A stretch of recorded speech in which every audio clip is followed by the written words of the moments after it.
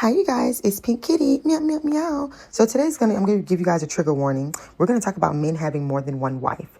Now, if you have a girlfriend or you have a baby mama, this does not apply to you, okay? You shouldn't be thinking about having more than one woman if you have not even married one woman, okay? But we're talking about men who are married who want more than one wife, and we're going to talk truth. So let's get historical and let's get real, because a man having more than one wife isn't new, okay? It's ancient, it was sacred, and these days men use it because they're being operated behind a lustful spirit. So it's being deeply misunderstood.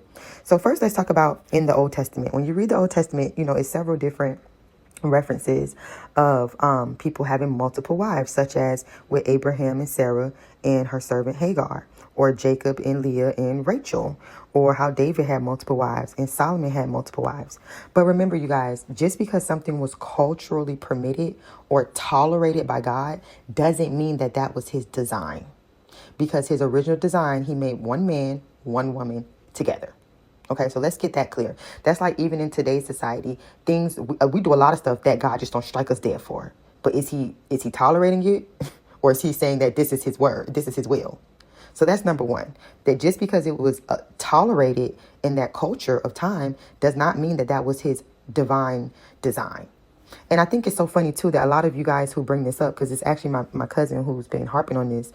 A lot of you guys who bring this up and kind of try to reference scripture don't even go to church. So it's like you're really not even really doing it for any sacred reasons you're just doing it to feed your lustful spirit. You're not even doing it in the way that it was done in the Bible. But I digress. So if we even reference the Quran.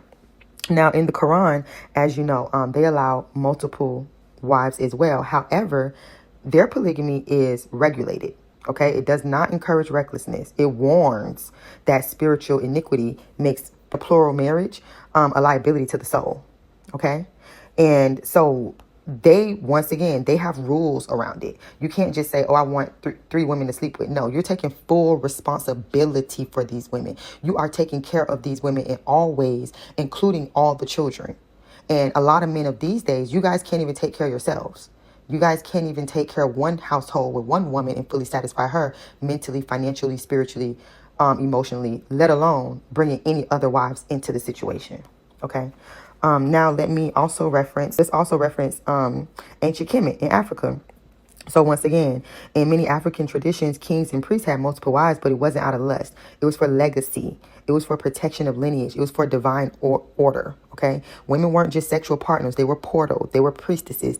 And these were political alliances. Okay, so this was about responsibility. This was not about control or domination or lustful spirit. It wasn't about an ego. The demons that's controlling your ego.